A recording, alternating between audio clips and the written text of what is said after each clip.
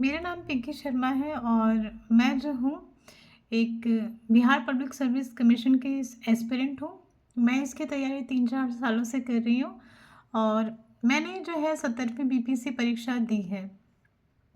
अब जो ये 13-14 दिनों से जो हमारा प्रोटेस्ट चल रहा है पटना में, पहले गर्दनी बाग में था और कल जो था वो गांधी मैदान में था। ये किस चीज़ को लेके हो रहा है, मैं इसके बारे में कुछ बताना चाहती हूँ। हमारे बारे में, स्टूडेंट्स सबके बारे में जो मास मीडिया पे, चैनल्स पे, टीवी चैनल्स वगैरह पे जो जो मंत्री जो लोग आरजेडी के मंत्री हैं, जो बातें फैला रहे हैं, वो बातें बहुत ही गलत हैं। हमारी एक ही डिमांड है, री एग्ज़ाम। 17वीं बीपीएससी परीक्षा 13 तारीख को, 13 दिसंबर को हुई थी। उस समय क्या हुआ था कि जिस सेंटर पे मेरा तो वेस्ट चंपारण, पश्चिम चंपारण जिला में मेरा सेंटर पड़ा था।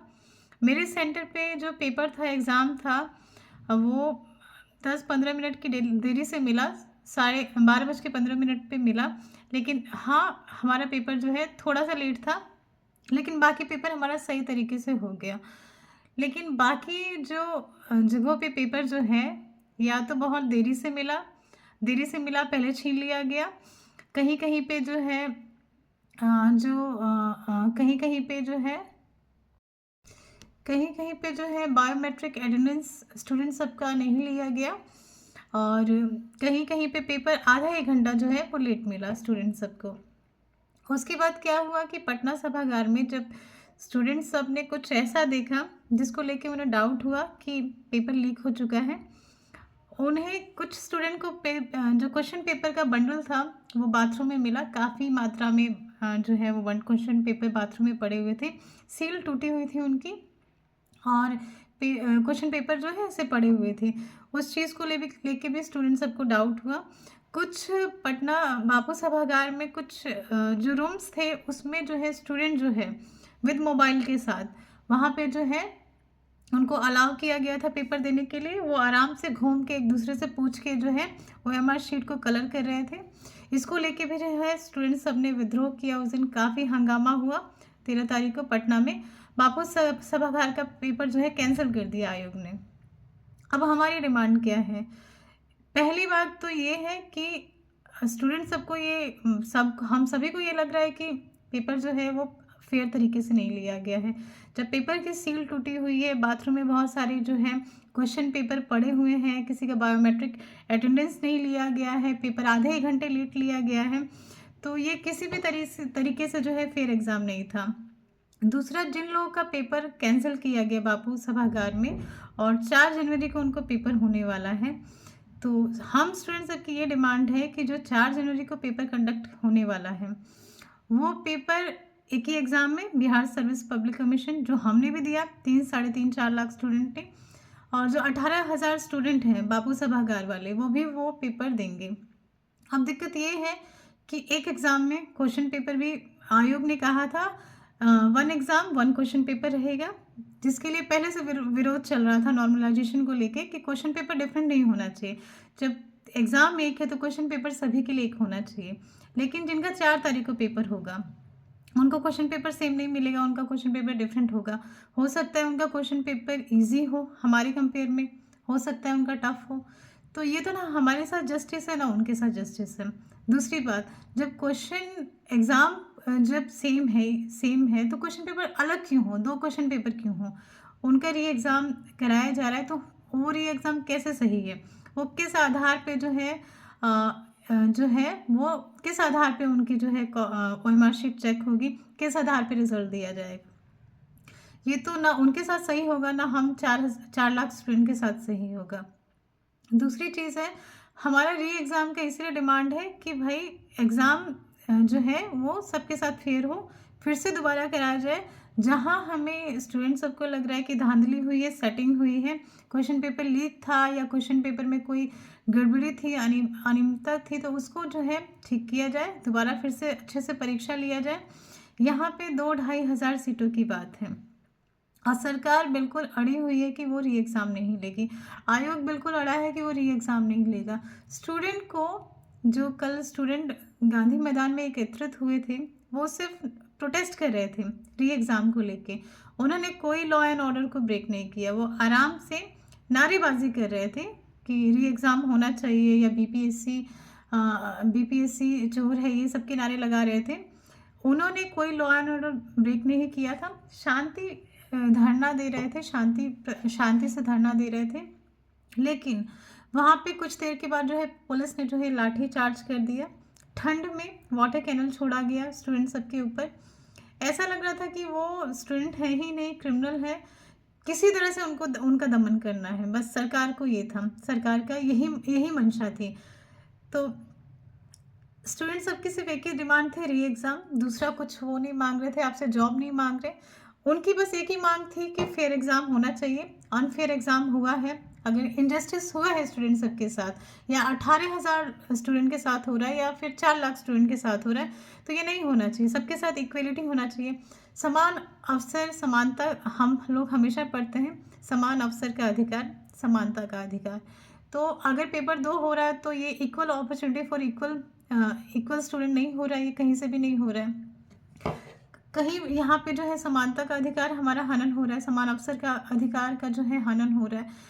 तो हम लोग कहाँ गलत हैं इसमें? अगर हम री एग्ज़ाम की डिमांड करते हैं तो कहाँ गलत हमने कुछ कहा? गवर्नमेंट जो है, सरकार जो है, ये कहती है कि हमने जो है लॉ एंड ऑर्डर को ब्रेक किया। लॉ एंड ऑर्डर कहाँ ब्रेक हुआ? आप किसी भी वीडियो फुटेज में उस समय जो है बहुत सारे यूट्यूब वाले चैनल्स वाले जो है लाइव वीडियो जो है बना रहे थे। आप देखिए कहाँ पे उन्होंने लॉ एंड ऑर्डर को ब्रेक किया, कैसे लगा कि लॉ एंड ऑर्डर को ब्रेक किया गया। बहुत सारे टीवी चैनलों पे मैं देख रही थी कि जो आरजेडी के जो प्रवक्ता सब हैं वो कह रहे थे कि स्टूडेंट सब लॉ एंड ऑर्डर को ब्रेक करें। 13 14 दिनों से जो स्टूडेंट भूख हड़ताल पे हैं, उनकी तबीयत खराब हो गई, कई लोग हॉस्पिटलाइज हुए। और सरकार, वो हमेशा बस एक ही डिमांड कर रहे थे कि सरकार एक बार जो है किसी भी एक स्टूडेंट के डेलीगेशन को बुलाया जाए, उनसे बात की जाए। हम बस अपनी बातों को आप तक पहुंचाना चाह रहे थे, सिर्फ आपसे बात करना चाह रहे थे। आपने कभी भी कोशिश नहीं की, सरकार ने कभी पहल नहीं की कि स्टूडेंट से एक बार बात किया जाए, स्टूडेंट के क्या ग्रीवेंसेस हैं उनको एक बार सुना जाए, वो क्या कहना चाहते हैं। एक बार तो आप सुन सकते थे ना उनकी बात कि क्या स्टूडेंट की मांग क्या है, जायज़ है नाजायज़ है वो तो बात की बात है, लेकिन आपने उनको एक बार बुलाया भी तो नहीं कि वो क्या कहना चाहते हैं। आप लोग कहते हैं कि हम लोग स्टूडेंट से मिलना चाहते थे, लेकिन स्टूडेंट जो है गुटों में डिवाइड थे। गुटों में कहाँ डिवाइड थे? आप लोग कहते हैं कि पॉलिटिकल एजेंडा के थ्रू जो है स्टूडेंट को भटकाया गया है। स्टूडेंट जो है पॉलिटिकल एजेंडा को जो है वो जो फुलफ़िल कर रहे हैं, पॉलिटिकल एजेंडा को फुलफ़िल करने के लिए वो जो है वहाँ पे बैठे हैं, इन्फ्लुएंस में है किसी पार्टी के इन्फ्लुएंस में स्टूडेंट लाठी खाएँगे? आपको ऐसा लगता है कि किसी पार्टी का इन्फ्लुएंस इतना ज़्यादा होगा कि स्टूडेंट इतनी ठंड में लाठी खाएंगे, लड़कियां लाठी खाएंगी, उनके ऊपर ठंड में पानी छोड़ा जाएगा, वो किसी पार्टी को सपोर्ट करने के लिए ऐसा करेंगे? ऐसा नहीं हो सकता ना। आप खुद सोचिए कि स्टूडेंट का क्या हित है किसी पार्टी को सपोर्ट करने में? स्टूडेंट क्यों करेंगे? हम बीपीएससी का एग्ज़ाम देते हैं, हमारी एक ही डिमांड है कि भाई री एग्ज़ाम हो, क्योंकि हम फेयर तरीके से एग्ज़ाम चाहते हैं। हम चाहते हैं कि करप्शन ना हो, जो सीटें बेची गई है क्या है जिसकी वजह से आप री एग्ज़ाम नहीं करा रहे हैं, जो भी है आप उसको आप फेयर एग्ज़ाम लेके अच्छे तरीके से आप स्टूडेंट को चुनें, जो सिलेक्टेड ऑफिसर जाए वो अच्छे जाए, करप्ट ना जाए। हम यही चाहते हैं ना कि भाई जो हमने मेहनत किया है उसका फल हमें मिले। और हम तो इससे भी नहीं डर रहे हैं कि भाई हम दोबारा कैसे पढ़ेंगे, दोबारा री एग्ज़ाम होगा, दोबारा पढ़ाई करनी पड़ेगी। हम दोबारा पढ़ने को तैयार हैं, आप टफेस्ट पेपर बना लो, हम दोबारा देंगे, हम दोबारा तैयारी करेंगे। हम ये नहीं कह रहे कि हमें अनफेयर तरीके से जो है जॉब चाहिए हमें। स्टूडेंट कहाँ गलत थे वहाँ पे? आपने बहुत सारे टीवी चैनल्स में आप जो ये बोल रहे हैं स्टूडेंट जो है गलत हैं, वो किसी पॉलिटिकल पार्टी के एजेंडा को फुलफिल कर रहे हैं। स्टूडेंट क्यों करेगा भाई? स्टूडेंट के पास क्या है? उसको विधानसभा चुनाव 25 नहीं लड़ना है ना, उसका क्या मोटिव रहेगा? 3-4 लाख स्टूडेंट जो वहाँ पे रोड पे उतरे, लाठी खाए, सबको विधानसभा चुनाव लड़ना है? खुद सोचिए आप कि कहाँ तक इन बातों में सच्चाई है। स्टूडेंट की एक ही डिमांड थी कि भाई उनकी बातों को सुना जाए, लेकिन कोई भी उनकी बातों को सुनने को तैयार नहीं था, कोई भी नहीं। सभी पॉलिटिकल पार्टी के लोग आते, सहानुभूति जताते, उनको बोलते कि हम आपके साथ हैं, लेकिन जब लाठी खाने की बात आती तो सब निकल जाते, है ना। सरकार से मेरी बस इतनी ही विनती है, इतना ही विनम्र निवेदन है कि भाई एक बार हमारी बातों को सुना जाए। आप अगर स्टूडेंट एलिगेशन लगा रहे हैं कि फेयर एग्ज़ाम नहीं हुआ है, कहीं धांधली सेटिंग हुई है, तो भाई आप एक बार सुनिए उनकी बातों को। आपको थोड़ा-सा, अब आप लोग कहते हैं कि स्टूडेंट इसका प्रूफ़ लाए। कैसे स्टूडेंट प्रूफ़ लाएँगे? कैसे प्रूफ़ देंगे? हमें अपना मोबाइल जो है वो बाहर निकाल के हम लोग स्टूडेंट जो है एंट्री हमारी कराई जाती है। हमारे पास कुछ भी नहीं है जिसका हम प्रूफ़ बना मतलब उस समय रिकॉर्ड करके हम प्रूफ़ दे सकें। प्रूफ़ तो सब आपके हाथ में है। आपके सीसीटीवी कैमराज़ सब जगह लगे हुए थे। आप उसको पब्लिक डोमेन में लाइए, दिखाइए सबको। जहाँ स्टूडेंट एलिगेशन लगा रहे हैं कि इस सेंटर पे, इस रूम में ये दिक्कत हुई है, रूम नंबर भी बता रहे हैं आपको। आप उसका वीडियो जो है आप फुटेज पब्लिक डोमेन में दिखाइए, है ना? स्टूडेंट कहाँ से प्रूफ लाएंगे इसका? तो सरकार को स्टूडेंट की बातों को सुनना चाहिए कि स्टूडेंट अगर इतने दिनों से 13 दिनों से वहाँ पे अड़े रह के, भूखे प्यासे रह के अगर इतना प्रोटेस्ट कर रहे हैं किसी चीज़ को लेके, तो कहीं कुछ तो हुआ होगा। 13-14 दिन तक वहाँ भूखे प्यासे रहना, मच्छर मक्खी में बैठे रहना, ठंड के दिन में, दिसंबर का महीना, लास्ट महीना चल रहा है, वहाँ पे रहना ठंड में, और किसी एक चीज़ के लिए इतने दिनों से मांग करना, कुछ तो हुआ होगा कि ये इतने दिनों से अड़े हुए हैं। आपने इससे पहले कभी ऐसा प्रोटेस्ट देखा? 67 में भी बीपीएससी का पेपर लीक हुआ था। उस समय जो हमारे चेयरमैन थे अतुल प्रसाद जी, उन्होंने सेम डे को पेपर कैंसिल किया। आपके पास भी कुछ ऐसे, आपको भी पता है कि इस बार भी हुआ है, भले आप इसको स्वीकार करें ना करें वो अलग बात है। टीचर 3.0 का जब एग्ज़ाम हुआ था, टीआर 3.0, उसका भी पेपर लीक हुआ था बिहार में, और उस पे भी आयोग जो है वो मानने को तैयार नहीं था कि पेपर लीक हुआ है। जब कुछ प्रूफ उसको दिखाए गए तब जाके 8 या 10 दिन बाद उसका पेपर कैंसिल किया गया। तो आयोग तो कभी नहीं मानता है कि पेपर लीक हुआ है। वो कभी ये नहीं, अपने ऊपर एलिगेशन नहीं लगने देगा कि पेपर लीक हुआ है। लेकिन अगर स्टूडेंट इतने दिनों से कह रहे हैं, 13-14 दिनों से वो जो है अपनी बातों को रख रहे हैं, जो बिल्कुल पीछे हटने को तैयार नहीं है, तो आप एक बार उनकी बात सुन तो लीजिए। प्रूफ निकालना तो ये आपका काम है, सरकार का काम है।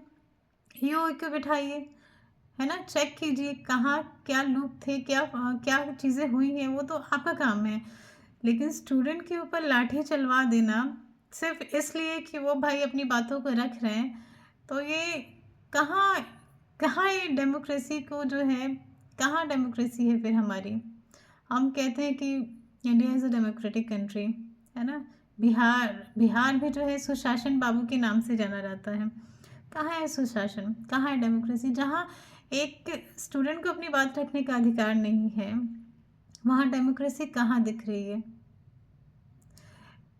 हमने पढ़ा है पॉलिटी में, आर्टिकल 19(1) कहता है कि we have right to gather in a peaceful march, है ना? In a peaceful manner without arms. तो ये जो गैदरिंग हुई थी वो आर्म्स को लेके हुई थी, हथियारों के साथ हुई थी। देश विरोधी नारे लगाए जा रहे थे, जैसे जेएनयू वगैरह में लगाए गए थे। ऐसा तो कुछ नहीं था ना।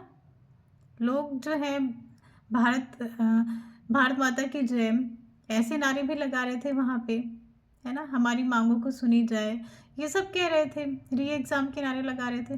फिर भी इतनी ठंड में उन पे लाठीचार्ज कराया गया।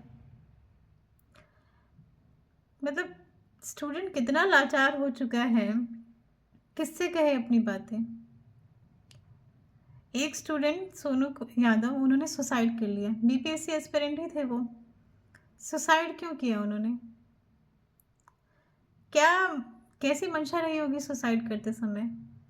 यही ना कि भाई यहाँ कुछ भी फेयर नहीं होगा, वो कभी ऑफिसर नहीं बन पाएंगे। एक गरीब घर के लड़के लड़कियां जो सपना देखते हैं कि भाई एक ऐसा एग्ज़ाम है जिसको अगर वो मेहनत करे तो वो अपनी ज़िंदगी को, अपने सोसाइटी को कुछ दे सकते हैं, अपनी लाइफ को चेंज कर सकते हैं। एक ड्रीम देखते हैं वो, जहाँ उनको लगता है कि भाई वो अगर मेहनत करें, हार्ड वर्क करें, तो वो उस चीज़ को पा लेंगे, उस मुकाम को पा लेंगे, किसी के लिए कुछ कर जाएंगे, समाज सोसाइटी के लिए कुछ करेंगे। लेकिन जब वो लड़का कितना मजबूर हो जाता है कि उसे सुसाइड करना पड़ता है। मैं 4 सालों से तैयारी कर रही हूँ, अगर मैं अपनी बात बताऊँ तो। मैं एक हाउसवाइफ हूँ, मेरी एक बच्ची है। मैं घर परिवार से समय निकाल के कैसे मैनेज करती हूँ, आप शायद समझ नहीं पाएंगे इस बात को। मैं अपनी फैमिली से, अपने घर परिवार से टाइम निकाल के बहुत सारी चीज़ें हैं जो मुझे छोड़नी पड़ती है। अपनी बेटी के पीटीएम में नहीं जा पाती हूँ मैं, क्योंकि मेरे पास समय नहीं है, मुझे पढ़ना है। किसी की रिश्तेदार की शादी वादी में मैं कभी नहीं जाती हूँ। मैं कभी घूमने तक कभी नहीं जा पाती हूँ सैटरडे संडे को। मैं कुछ नहीं करती हूँ ऐसा काम जहाँ मेरा टाइम जाता है। मैं किसी रिलेटिव से बात नहीं करती हूँ, कुछ नहीं। मैंने बिल्कुल सोशल, कहते हैं ना कि मैं सोशल रही नहीं हूँ, मैं अनसोशल हो गई हूँ। मैं बिल्कुल कट ऑफ हूँ, मैंने सब कुछ कट ऑफ कर रखा है सिर्फ इस तैयारी के लिए। और जब मैं अपनी ज़िंदगी के 4 साल इसको देती हूँ और तब मुझे पता चलता है कि 67 में पेपर लीक हो गया, 68 में पेपर लीक हो गया, 70 बीपीएससी में पेपर लीक हो गया, तो क्या फ्यूचर है, क्या रास्ता है हमारे पास आगे। हम अपनी ज़िंदगी के इतने कीमती साल जो है हम यहाँ पे देते हैं, और बाद में हमें पता चलता है कि जिस एग्ज़ाम की हम तैयारी कर रहे थे उस एग्ज़ाम में तो सिर्फ सेटिंग से होता है। हमें लगता था कि हम मेहनती हैं, पढ़ाई कर रहे हैं, मेहनत कर रहे हैं, तो आज नहीं तो कल होगा, क्योंकि हम मेहनती हैं, हम कर रहे हैं उस चीज़ को। लेकिन जब यहाँ पे सेटिंग से सब कुछ हो रहा है तो फिर कैसे हम लोग का होगा।